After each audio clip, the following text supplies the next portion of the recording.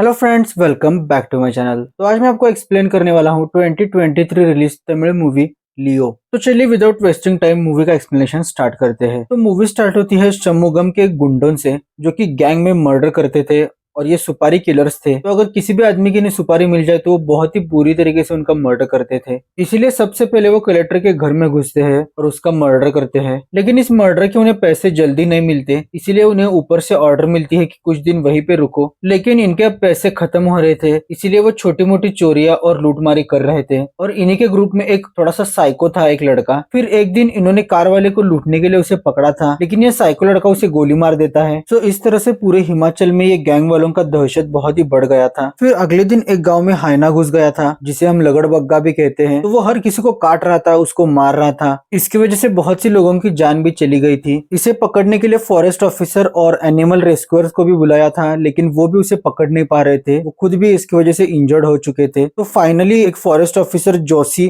पार्थिवन को कॉल करते हैं।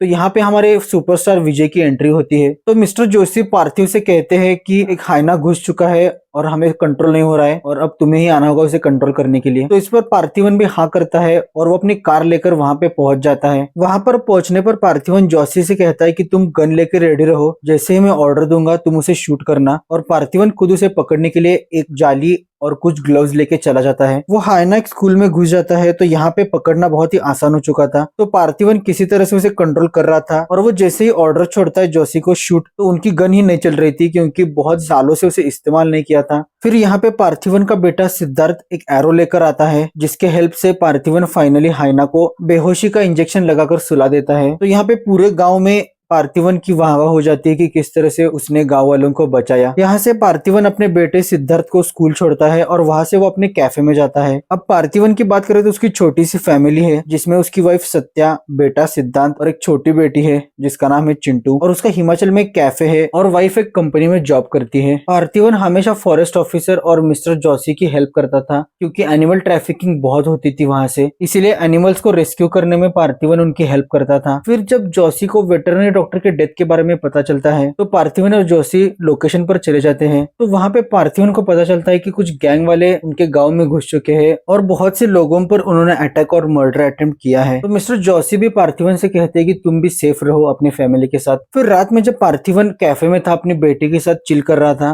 तो वहां पे एक आदमी आ जाता है और वो हॉट चॉकलेट मांग रहा था। तो पार्थिवन कहता है कि हमारा कैफे बंद हो चुका है, क्या तुमने बोर्ड नहीं देखा? तो वो उसे डांटने लगता है, लेकिन तभी उसकी एक एम्प्लॉय वहां से जाने लगती है। तो ये आदमी वही साइको था, शनमुगम के गैंग वाला। तो वो उस औरत को पकड़ लेता है और कहता है कि अगर तुमने मुझे कॉफी नहीं दी तो मैं इसे मार दूंगा। तो ना चाहते हुए भी पार्थिवन कॉफी बनाने लगता है। फिर थोड़ी देर बाद वो साइको के गैंग वाले आते हैं और वो कहते हैं कि चुपचाप यहाँ से चलो, क्योंकि वो कुछ पंगा नहीं चाहते थे। लेकिन वो साइको कहता है कि ये सीसीटीवी में हमारे चेहरे नजर आ चुके हैं और अगर हमने इनको जिंदा छोड़ा तो हमें पुलिस वाले पकड़ लेंगे। इसीलिए उसके साथ ही सीसीटीवी फुटेज डिलीट करने के लिए उसके केबिन में चले जाते हैं। और इधर वो साइको उस औरत के साथ गंदी हरकत कर रहा था, तो पार्थिवन को ये देखा नहीं जाता और वो उस पर अटैक कर देता है। फिर बाद में शम्मुगम के गैंग वाले भी पार्थिवन को मारने के लिए आते हैं, लेकिन सब पे वो भारी पड़ रहा था। फिर लास्ट में वो साइको पार्थिवन की बेटी के पास जा रहा था उसे पकड़ने के लिए, तभी पार्थिवन को उस साइको की गन मिलती है, जिससे वो उन पांचों को शूट कर देता है। और उसका निशाना इतना सटीक था कि पांचों को हेडशॉट लग गया था, जिसकी वजह से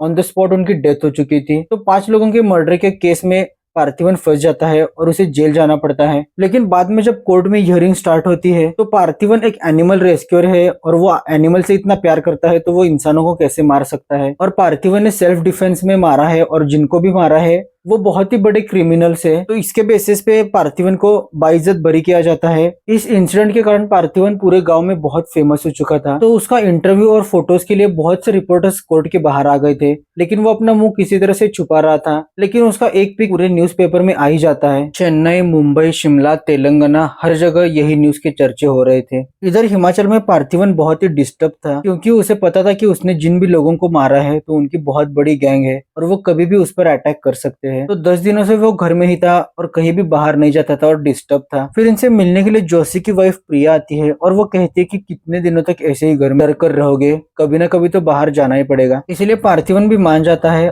और सबको लेकर वो मार्केट चला जाता है जहाँ पे वो शॉपिंग कर रहे थे और कुछ खा रहे थे। लेकिन तभी वहाँ पे पार्थिवन पर अटैक होता है। षणमुगम के गैंग वाले लोग पार्थिवन को मार रहे थे और वो जैसे ही सत्या को पकड़ने वाले थे तो पार्थिवन ही उन पर भारी पड़ने लगता है और उन दोनों में बहुत फाइटिंग होती है। फिर षणमुगम के आदमी वहां से डर कर भाग जाते हैं और पार्थिवन पुलिस स्टेशन चला जाता है जहाँ पे वो कह रहा था कि मेरे फैमिली को खतरा है और मुझे एक गन वाला पुलिस ऑफिसर 24/7 मेरे घर के बाहर चाहिए। तो उस पुलिस स्टेशन के ऑफिसर्स पार्थिवन से अच्छे से बात नहीं कर रहे थे और वो कह रहे थे कि तुम्हारे जैसे छोटे आदमी के लिए हम सिक्योरिटी नहीं दे सकते और वो बहुत ही बदतमीजी से बात करते हैं पार्थिवन के साथ। लेकिन बाद में जब फॉरेस्ट ऑफिसर जोशी आते हैं तो वो पार्थिवन को सिक्योरिटी दिला देते हैं। फिर अगले दिन एक पुलिस ऑफिसर पार्थिवन के घर पर आ जाता है तो दिखने में बहुत ही छोटा था और उसकी रिटायरमेंट भी आ चुकी थी तो वो बूढ़ा था। तो ये देख के पार्थिवन जोशी को कॉल करता है और कहता है कि कैसा ऑफिसर भेजा है। तो इस पर जोशी कहता है कि वो बहुत ही बहादुर है और उसने मशीन गन से बहुत से लोगों को मारा है। तो ना चाहते हुए भी पार्थिवन को वो ऑफिसर को घर में रखना पड़ता है। अब पार्थिवन भी अपना कैफे फिर से स्टार्ट करता है और अपने काम में लग जाता है। एक दिन एक आदमी उसे मिलने के लिए कैफे में आता है और वो पार्थिवन को लियो के नाम से पुकारता है और कहता है कि बस तुम्हें देखने के लिए मैं यहाँ पे आया हूँ। तो इस पर पार्थिवन बहुत गुस्सा करता है और उसे वहां से भगा देता है। लेकिन जाते टाइम वो उसकी एक पिक ले लेता है और वो पिक एक तेलंगाना के आदमी को फॉरवर्ड कर देता है। फिर वो आदमी एक बड़ी सी फैक्ट्री के अंदर चला जाता है जहाँ पे हेरोल्ड दास खड़ा था। तो वो पिक देख के बहुत ही शॉक रह जाता है और वो पिटारे में से एक फोटो निकालता है और उसे थोड़ा सा क्रिएट करता है। तब उन्हें पता चलता है कि ये तो लियो ही है। लेकिन यहाँ पे अभी तक हमें लियो की पास्ट स्टोरी कुछ पता नहीं है। फिर हेरोल्ड दास एंथनी दास के पास चला जाता है। पूरी स्टोरी जानने के बाद एंथनी दास कहता है कि हमें इससे मिलने के लिए हिमाचल जाना पड़ेगा, लेकिन अगर वो पार्थिवन होगा तो 4 आदमी ही बस होंगे,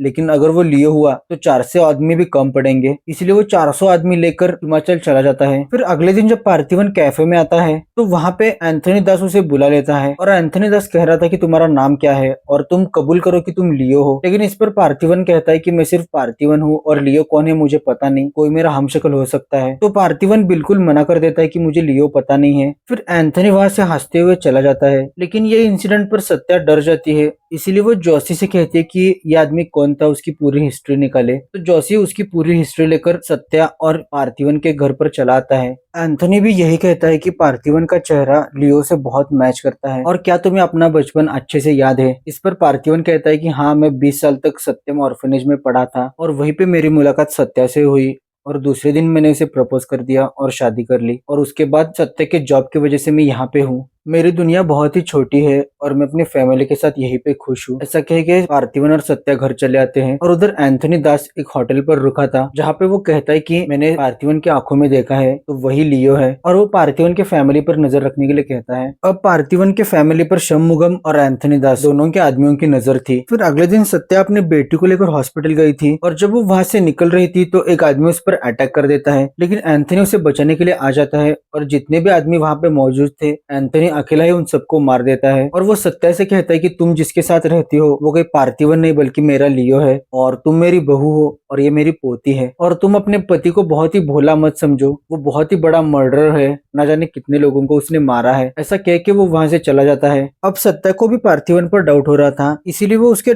कॉलेज के डॉक्यूमेंट्स और मार्कशीट का फोटो निकालकर जोशी को सेंड करती है और कहती है कि तुम इसको चेक करो और वेरीफाई करो कि ये ओरिजिनल डॉक्यूमेंट्स है या नहीं। फिर जोशी भी अपनी इंक्वायरी स्टार्ट करता है। तब उसे पता चलता है कि फैक्ट्री में बहुत से लोगों की मौत हो चुकी थी और बस एक ही आदमी बचा है जिसका नाम है राज डिसूजा और वो शिमला के जेल में है। 9 दिन में उसकी फांसी है, इसीलिए वो जल्दी से उसे मिलने के लिए जेल में चला जाता है। और इधर सत्या भी पार्थिवन के दोस्त के पास चली जाती है जहाँ पे वो ऑर्फनेज में साथ में पढ़ते थे, तो उसके कुछ बचपन के पिक्स और असल में जानकारी क्या है ये जानने के लिए। फिर जोशी जब राज डिसूजा से मिलता है तो राज डिसूजा अपनी कहानी सुनाने लगता है। तो वो कहता है कि चेन्नई में सबसे बड़े टोबैको फैक्ट्री थी जिसे एंथनी दास और हेरोल्ड दास चलाते थे और एंथनी दास का ही बेटा था लियो। एंथनी दास बहुत ही अंधविश्वासी हो चुका था। पहले तो वो जानवरों की हत्या करता था और फिर बाद में नर हत्या भी करने लगा और उसे लग रहा था कि ये हत्याओं की वजह से उसका बिजनेस बढ़ रहा है, लेकिन असल में लियो इतना होशियार था कि उसी की वजह से उसका बिजनेस बढ़ रहा था। हेरोल्ड कनाडा से पढ़ाई करके आया था